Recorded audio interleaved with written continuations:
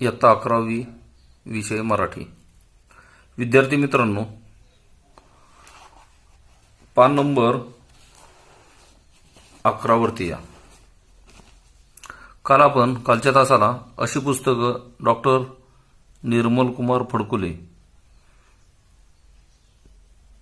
यांच्याविषयी थोडीशी माहिती अभ्यासलेली. अशी पुस्तके या पाठात पुस्तकं माणसाच्या जीवनात किती जडण म्हणजे किती उपयोगी पडतात त्याचं महत्त्व आपण कालच्या तासाला पाहिले.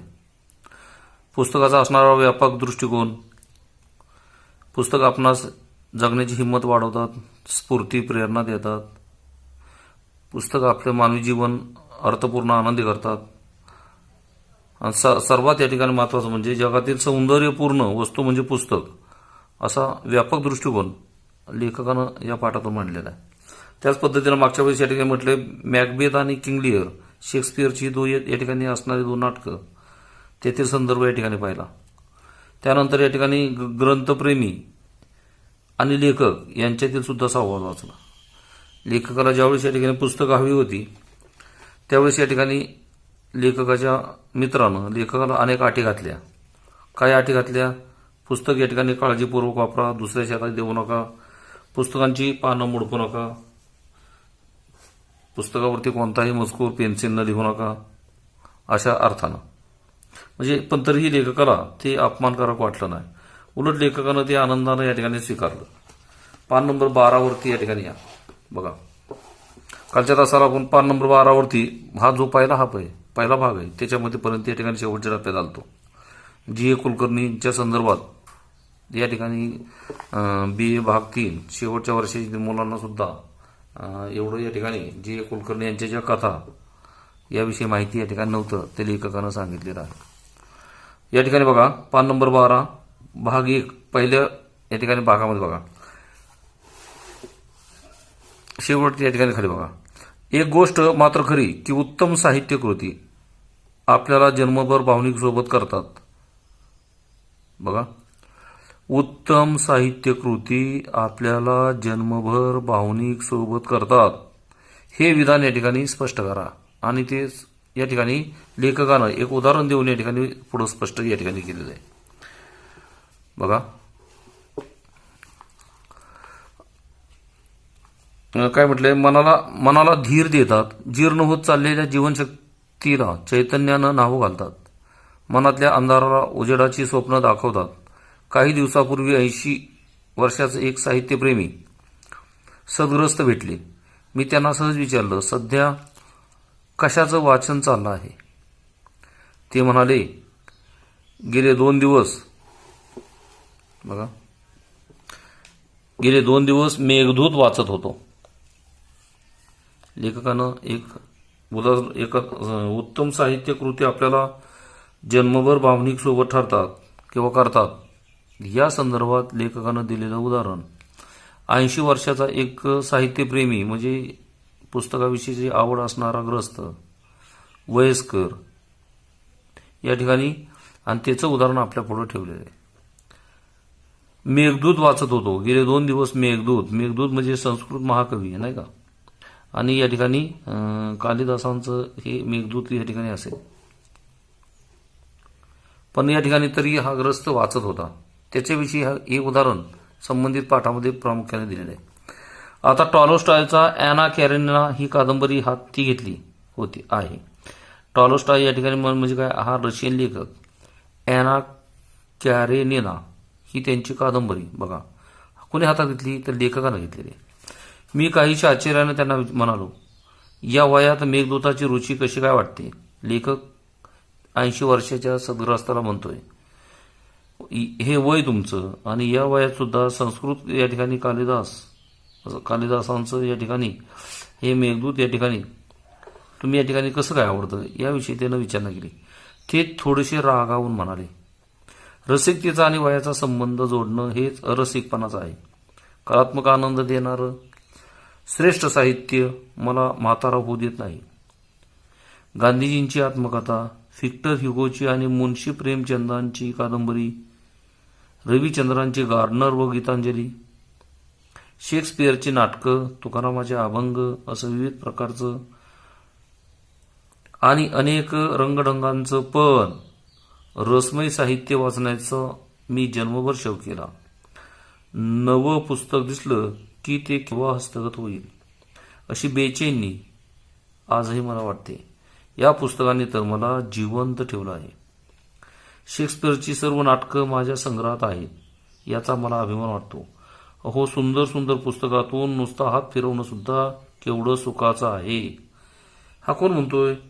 हा या ठिकाणी असणारा साहित्यप्रेमी 80 वर्षाचा सद्गृहस्थ लेखकाला भेटले आणि त्यांनी या ठिकाणी हे संदर्भ पुढे दिलेले आहेत. त्यांनी या ठिकाणी वाचलेली पुस्तकं असतील. मेघदूत या ठिकाणी संत कालिदासांचं, संस्कृत या ठिकाणी असणारं कालिदास हे पुस्तक सुद्धा या ठिकाणी त्यांनी वाचलेलं आहे. या ठिकाणी वाचक आणि पुस्तक या ठिकाणी अशा पद्धतीने कुठलाही त्यांचा संबंध नसतो. पुस्तक आपल्या जीवनात आयुष्यभर आपल्याला एक प्रकारचा आनंद देत असतात. गांधीजींचं आत्मकथा, आत्मचरित्र या ठिकाणी त्या ग्रस्तांना वाचले असेल. व्हिक्टर ह्युगो शब्द गेला आहे. व्हिक्टर ह्युगो म्हणजे या ठिकाणी असं त्याचा संदर्भ देता येईल. हा फ्रेंच कवी आहे, लेखक आहेत, नाटककार आहे. त्यांची सुद्धा पुस्तकं त्यांनी अभ्यासलेली आहेत. मुन्शी प्रेमचंदाची म्हणजे या ठिकाणी थोर हिंदी कथाकार व कादंबरीकार मुन्शी प्रेमचंद यांची सुद्धा कादंबरी त्या सद्ग्रस्तांना वाचले. रवींद्रांची गार्नर व गीतांजली बघा. शेक्सपियरची नाटकं, तुकारामाचे अभंग. शेक्सपियर या ठिकाणी म्हणजे एक सांगण्याचं तात्पर्य या ठिकाणी हे संदर्भ सगळं पुढे या ठिकाणी दिलेले. टिपाले यामध्ये 514 वरती विद्यार्थ्यांनो या ठिकाणी बघा. शेक्सपियर सुप्रसिद्ध इंग्रज कवी व नाटककार. मॅकबेथ, किंग लिअर ही त्यांची प्रसिद्ध नाटकं. मागच्या कालच्यात असाल ते थोडंसं संदर्भात चर्चा आलेली. अर्नेस्ट हेमिंग्वे अमेरिकन हा थोर साहित्यिक. व्हिक्टर ह्युगो फ्रेंच कवी व लेखक व नाटककार. मुन्शी प्रेमचंद थोर हिंदी कथाकार व कादंबरीकार. लिओ टॉलस्टॉय रशियन लेखक. या सर्वांची पुस्तकं 80 वर्षाचा हा सद्ग्रस्त लेखकाला भेटला आणि त्यानं ही सर्व माहिती लेखकाला सांगितलेली.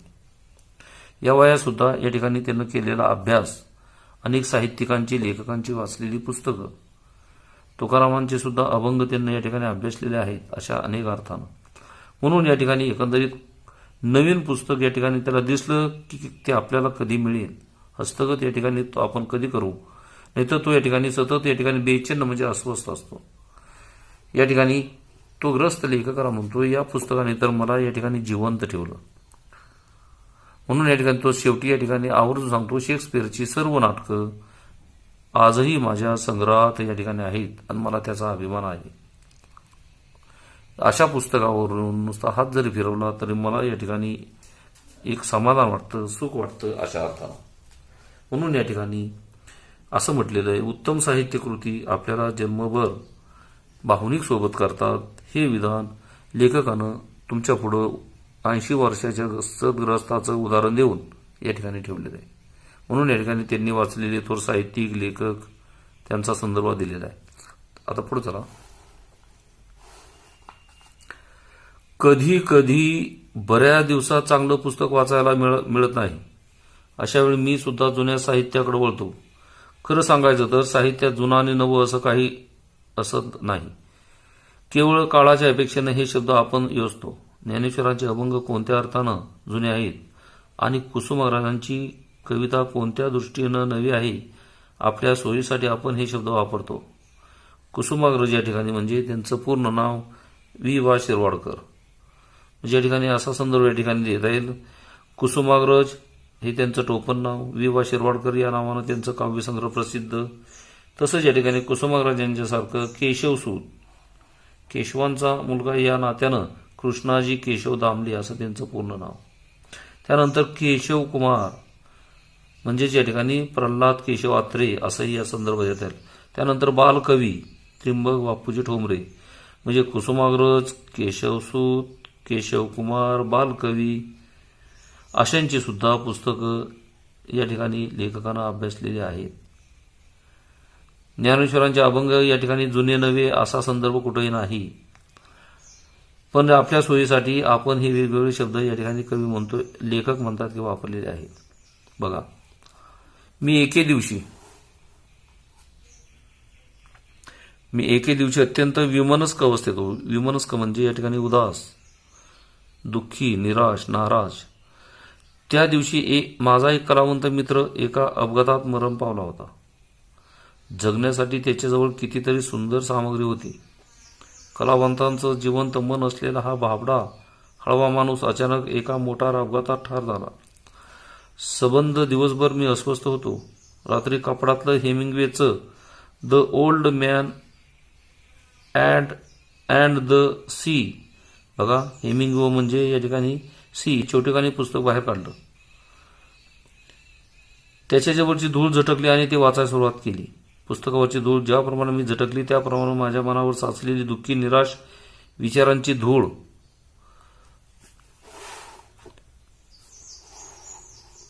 पुस्तकानं झटकून टाकली. पहिल्या 2-3 पानातच त्या छोट्या कादंबरीनं मला खिळवून ठेवलं. बघा संदर्भ असा या ठिकाणी देता येईल. एकंदरीत हा लेखक एके दिवशी या ठिकाणी निराश, उदास होता, दुःखी होता. त्या दिवशी या ठिकाणी एकंदरीत लेखकाचा असणारा एक मित्र अपघातामध्ये तो मरण पावला होता. त्याजवळ या ठिकाणी मग नंतर निराश अवस्थेमध्ये लेखकाला या ठिकाणी काहीच या ठिकाणी जवळ या ठिकाणी नव्हतं. म्हणून या ठिकाणी लेखकानं हेमिंग्वेचं the old man at the sea ही कादंबरी, हेमिंग्वे म्हणजे हा या ठिकाणी असणारा अमेरिकन लेखक, साहित्यिक, थोर साहित्यिक, त्या थोर साहित्यिकाचं पुस्तक या ठिकाणी घरामध्येच या ठिकाणी बाजूला लेखकाला दिसलं. त्याच्यावर धूळ साठलेली होती. धूळ वगैरे त्यानं ते स्वच्छ जाळून या ठिकाणी पुस्तक झटकलं आणि या ठिकाणी ते पुस्तक हातामध्ये या ठिकाणी घेतलं. एखादा पुस्तक बघा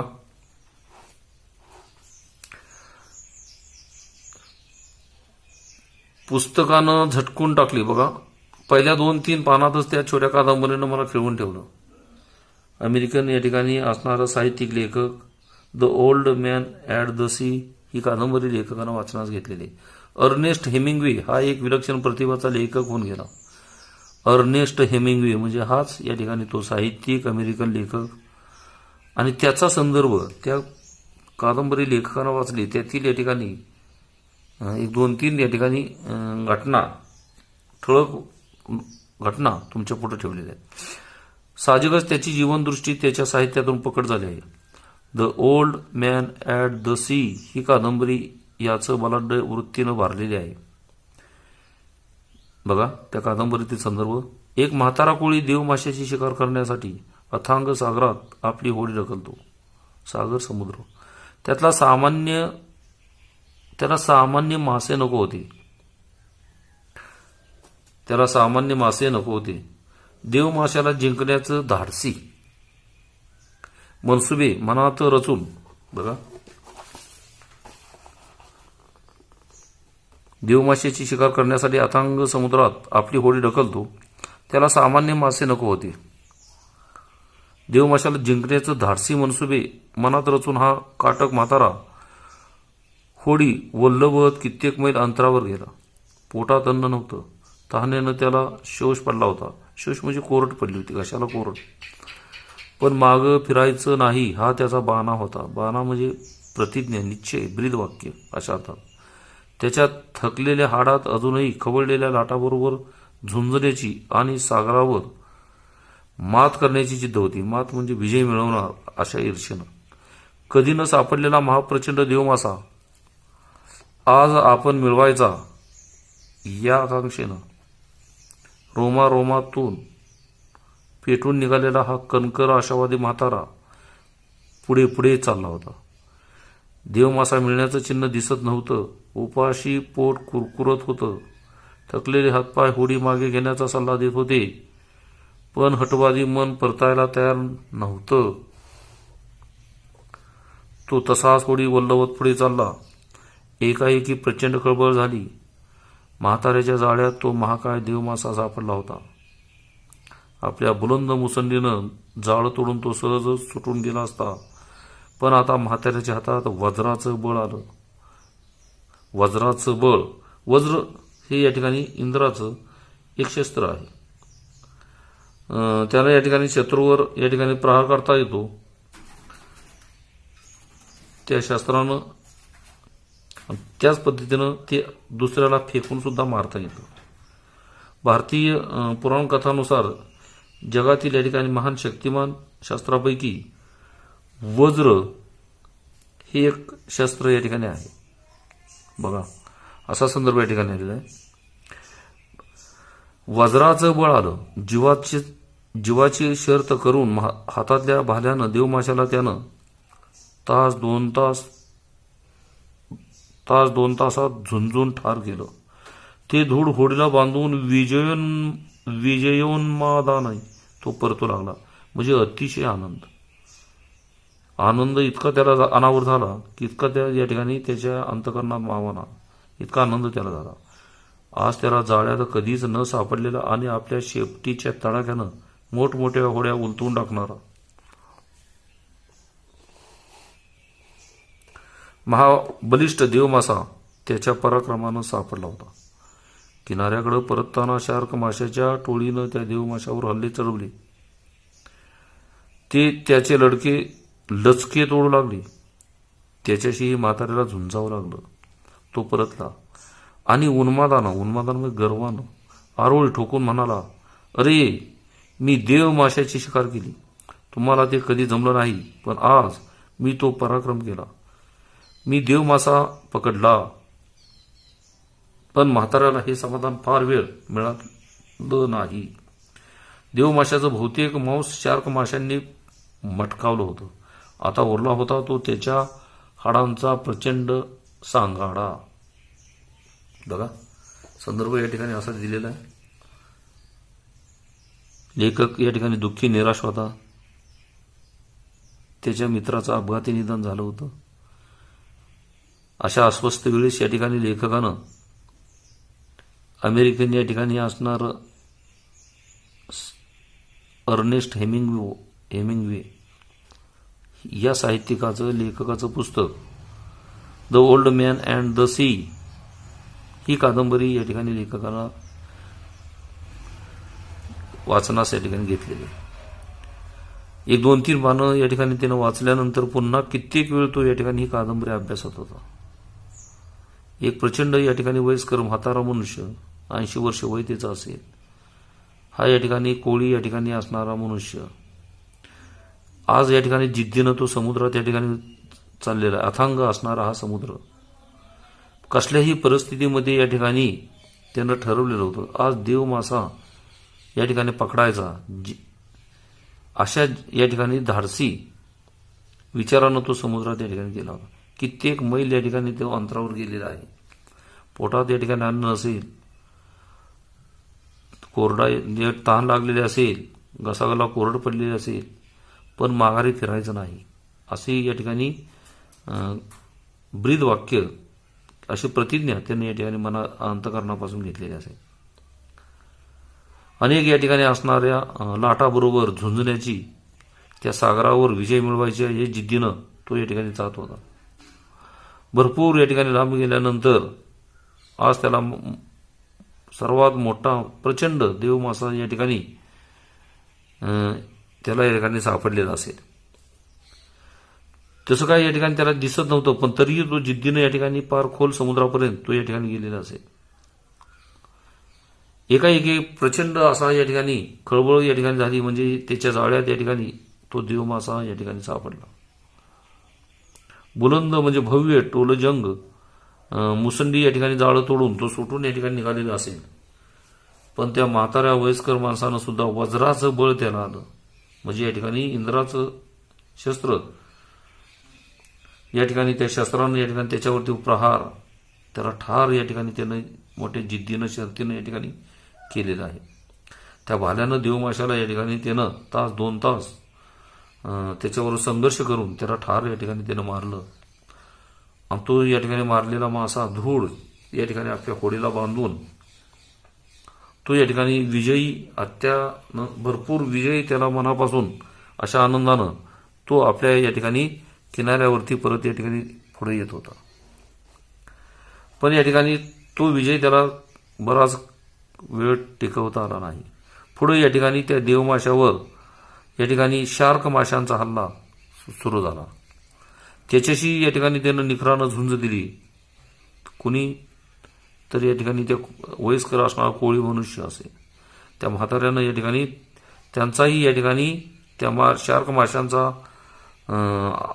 त्या टोळीवरती सुद्धा त्यानं या ठिकाणी परत त्यांना परावृत्त केलं. त्यांना या ठिकाणी करून तो या ठिकाणी देवमाशाची शिकार केलेला मासा घेऊन तो समुद्राच्या कडेला या ठिकाणी आला. असा पराक्रमानं या ठिकाणी पकडलेला मासा जास्त वेळ त्याला ते समाधान मिळालं नाही. कारण का तर देवमाशानं या ठिकाणी अनेक देवमाशानं सर्व या ठिकाणी त्या देवमाशाचं बघा प्रामुख्यानं शार्क माशांना त्या देवमाशाचं सर्व मांस संफस्त केलं होतं, म्हणजे संपवलं होतं, खाऊन टाकलं होतं. त्याचा फक्त या ठिकाणी हाडाचा सांगाडा घेऊन तो या ठिकाणी होडीला बांधून पुढे आला. देवमासा जाळ्यात सापडूनही आणि त्याची शर्तीनं शिकार करूनही तो मिळाल्याचा आनंद उरला नव्हता. म्हातारा थोडासा हसला. पुन्हा एकदा हा प्रयत्न करायचा असं म्हणून तो निघून गेला. बघा या वयात सुद्धा, एवढं वय असून सुद्धा, तो थकलेला असून सुद्धा निराश न होता आपण पुन्हा प्रयत्न करू. परत आपण या ठिकाणी उद्या प्रयत्न करू या जिद्दीनं तो आनंदी वातावरणामध्ये तिथून या ठिकाणी तो निघून गेला. तो खचलेला नाही. पुन्हा प्रयत्न करू. बघा त्या वयस्कर माणसाची जिद्द आपल्याला या ठिकाणी दिसून येते. लेखक दुःखी होता, निराश होता. लेखकानं अमेरिकन त्या लेखकाचं घेतलेलं या ठिकाणी the old man and the sea ही कादंबरी लेखकानं वाचली. त्यातील हा संदर्भ लेखकाला मिळाला. लेखक या ठिकाणी मित्र गेल्यामुळे दुःखी होता, निराश होता. पण या ठिकाणी दुःखी न होता, तो 70-80 वर्षाचा म्हातारा दुःखी न होता, निराश न होता. पुन्हा प्रयत्न करू या जिद्दीनं या ठिकाणी त्याच्याकडे जिद्द होती. तोच विचार लेखकाच्या मनात आला आणि आपण सुद्धा विद्यार्थ्यांनो हाच विचार मनामध्ये या ठिकाणी घ्यायचा. अनेक आपल्या जीवनात संकट या ठिकाणी येतील किंवा येत राहतील, पण न डगमगता अनेक संकटाला आपण सुद्धा सामोरं गेलं पाहिजे. अनेक प्रसंग आहेत, पण ते पुस्तकाच्या माध्यमातून, साहित्याच्या माध्यमातून आपण त्याच्यावर मात करू शकतो. हाही विचार लेखकाला या ठिकाणी आपला सर्वांना पटवून द्यायचा आहे. त्या म्हाताऱ्या या ठिकाणी त्या कोळी माणसानं देवमाशाला पकडल्याच्या कृतीचं वर्णन या ठिकाणी तुमच्या शब्दातल्या असाही याच्यावरती या ठिकाणी स्वमत कृतीमध्ये विचारलं जाईल. तुमचं स्वतःचं मत किंवा या ठिकाणी त्या म्हाताऱ्या व्यक्तीचं मत तुमच्या शब्दात या ठिकाणी लिहा, असाही या ठिकाणी तुम्हाला संदर्भ विचारला जाईल. बस बघा पुढे या. बस इथं कादंबरी संपली, ठीक आहे. The old man at the sea ही कादंबरी संपली, ठीक आहे. पण यातून हेमिंग्वेला काय सांगायचं आहे बघा. तिघाला त्यातून नेमका संदर्भ काय द्यायचा आहे तो महत्वाचा पुढे. अति बलाढ्य, क्रूर नियती आणि दुबळा महत्वाकांक्षी माणूस यांच्यात हजारो लाखो वर्षापासून कधीच न संपणार एक सनातन व चिरंतन द्वंद्व युद्ध चालू आहे. नियती जबरदस्त असेल, पण दुबळ्या माणसातही अदम्य आकांक्षेची अदम्य शक्ती असा संदर्भ गेलेला. अदम्य म्हणजे कधीही न थकणार. आकांक्षा म्हणजे महत्वाकांक्षा, जिद्द आणि संघर्षशीलतेची ज्वाला पेटलेली आहे. जयिष्णू वृत्तीनं तो माणूस आपल्या प्रारब्धाशी झगडत आहे.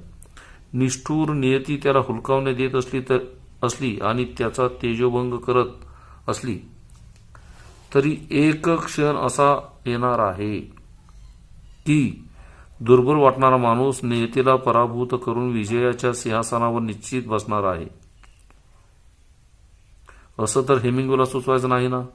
ते काही असो, पण या छोट्या कादंबरीनं माझ्या मनात वैफल्य आणि उद्विग्नता पार धुवून टाकली. उद्विग्नता म्हणजे खिन्न अशा अर्थानं, कंटाळा, नाराजी अशा अर्थानं, निराश अशा अर्थानं. लेखकाला असं या ठिकाणी एकंदरीत करतोय, हजारो वर्षापासून मनुष्य ही नीती निसर्गावरती किंवा निसर्ग असेल, आपल्या आजूबाजूची ही पंचमहाभूत असतील, समुद्र असेल, अग्नी असेल, वायू असेल, याच्यावरती मात करतोय, त्याच्याबरोबर संघर्ष करतोय आणि या ठिकाणी झगडतोय. पण तरीही नियती या ठिकाणी एकंदरीत क्रूर नीती आणि दुबळा महत्वाकांक्षी मनुष्य हजारो वर्षापासून या ठिकाणी, पण कधीच या ठिकाणी न संपणारं असं हे युद्ध आजही चालू आहे. पण तरीही नियती जबरदस्त या ठिकाणी आहे. पण तिथंही त्या नियतीपुढं मनुष्य दुबळा ठरतोय, हे लेखकाला आवर्जून सांगायचं आहे. बघा, मी पुन्हा ताजा टवटवीत झालो आणि मनाशी म्हणालो, जगण्या मरण्याचा खेळ तर अखंड चाललेलाच आहे. मरणाच्या जाळ्यात आपण सापडायचं नाही.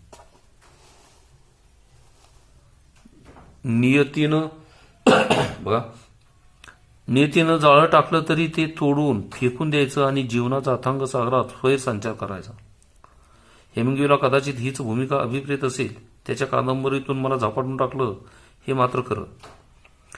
अशी मंत्रमुग्ध करणारी, गदागदा हलवणारी, हृदयाला कडकडून दंश करणारी, आनंदाच्या आणि उन्मादाच्या आसमानात बेहोश भराऱ्या घ्यायला लावणारी, हसवणारी आणि रडवणारी, जीवनाचा सुगंध उधळणारी नाना प्रकारची पुस्तकं वाचण्यात आणि त्यांच्या माध्यमातून महान लेखक कवीच्या अंतरंगाला भिडण्यात केवढा तरी आनंद सामावलेला आहे. अशी पुस्तकं जगण्याला अर्थ सांगतात, जगण्याला एक सुवासिक स्पर्श देतात. प्रस्तुत या ठिकाणी अमेरिकन साहित्यिक लेखकाचं कादंबरीकार, लेखकानं वाचलेली कादंबरी, त्यातून या ठिकाणी त्या अमेरिकन या ठिकाणी कादंबरीतून काढलेला आशय असा नेमका सांगायचा आहे. किती मनुष्य या ठिकाणी वर्षानुवर्ष ती नियतीबरोबर या ठिकाणी संघर्ष करत आला, तर या ठिकाणी मनुष्यच कुठेतरी कमी पडतोय. पण तरीही खचून न जाता पुन्हा या ठिकाणी आपण त्याच्यावरती या ठिकाणी मात करू शकतो आज न उद्या, अशा ईर्ष्येनं तो म्हातारा सुद्धा संघर्ष करत होता, हे लेखकाला त्यातून सांगायचं आहे. त्या पुस्तकातून वाचलेला या ठिकाणी लेखकानं वाचलेली कादंबरी आणि त्या कादंबरीतून या ठिकाणी आपल्या जीवनाला एक जगण्याचा अर्थ एक या ठिकाणी चांगल्या पद्धतीने देऊन ही कादंबरी पुढे जाते. बघा, ललित आणि वैचारिक साहित्यातून मिळणारे अनुभव वैशिष्ट्यपूर्ण तर असतातच, पण त्यातून काही नव्या प्रेरणा वाचकाला आवाहित करतात, म्हणजे आवाहन करतात, चॅलेंज करतात. जीवन कसं आहे एवढं सांगणं हे पुस्तकाचं काम नाही, ते कसं असावं हेही समर्थपणानं सांगणारी पुस्तकं आपल्याला जगण्याची हिंमत देतात. माणुसकीचा पक्ष घेऊन उभी राहिलेली, बघा याचा संदर्भ नेमका असा सांगता येईल. या ठिकाणी ललित वैचारिक साहित्यातून या ठिकाणी लेखकाला नेमकं सांगायचं आहे. ही पुस्तकं तर या ठिकाणी एक चांगल्या पद्धतीनं आपल्याला एक चांगल्या पद्धतीचं सर्व वाचकांना प्रेरणा या ठिकाणी देण्याचं काम करतात. एवढंच नव्हतं तरी एवढंच पुस्तकाचं काम नाही, तर या ठिकाणी समर्थपणा आपण जगण्याची हिंमत तर देतात आणि माणुसकीचं चांगल्या पद्धतीचं शिक्षणही या ठिकाणी देतात आणि त्या माणुसकीच्या जोरावर माणसाला उभं राहण्यास शिकवतात. माणुसकीचा पक्ष घेऊन उभी राहिलेली न्यायाचा पान या ठिकाणी 13 वरून या ठिकाणी 14 वरती पान उलट पान 14 वरती बघा, जय जयकार करणारी माणसांच्या पायातले साखळ दंड तोडायला दंड थोपटून उभी राहिलेली काही बंडखोर पुस्तकं मी जेव्हा वाचतो तेव्हा माणसावरचा विश्वास वाढायला लागतो. पुस्तक वेळ घालवण्यासाठी वाचायची ही हास्यास्पद कल्पना मला चुकीची वाटते. पुस्तकं आपल्याला घडवतात, काही वेळा उद्ध्वस्तही करतात. पुस्तक म्हणजे प्रतिभावंतांची, विचारवंतांची फुललेली स्वप्न असतात. या स्वप्नातूनच उद्याचं वास्तव जन्माला येत असतं. म्हणूनच जगातल्या सौंदर्यपूर्ण वस्तूत मी तरी पुस्तकांचा समावेश करतो. अशी पुस्तकं आनंदही देतात, दुःखही देतात. दुसऱ्याच्या दुःखानं दुःखी होण्यासाठी मन व्यापक आणि उदार असावं लागतं. ही किमया पुस्तक करत आले आहे. पुस्तकांचा अवीट सुगंध मनाच्या गाभाऱ्यात दरवळत राहिला म्हणजे जीवनाची सतार मस्त झंकारत राहते. अवीट म्हणजे अतूट, अमर या ठिकाणी आहे अशा अर्थात. प्रस्तुत या ठिकाणी पाठाच्या शेवटी लेखकाला आवर्जून सांगायचे, माणसाच्या पायातले साखळदंड तोडायला दंड थोपटून उभं राहणं म्हणजे या ठिकाणी कोणत्याही प्रकारची गुलामगिरी नाहीशी करणं.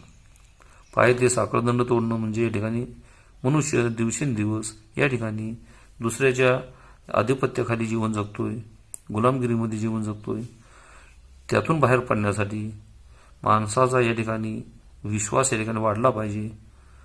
नुसती पुस्तक या ठिकाणी वेळ घालवण्यासाठी त्याचं वाचन करून उपयोग नाही, पण या ठिकाणी त्यातून ही पुस्तकं आपल्याला या ठिकाणी कसं जीवन जगायचं हे प्रामुख्यानं घडवतात.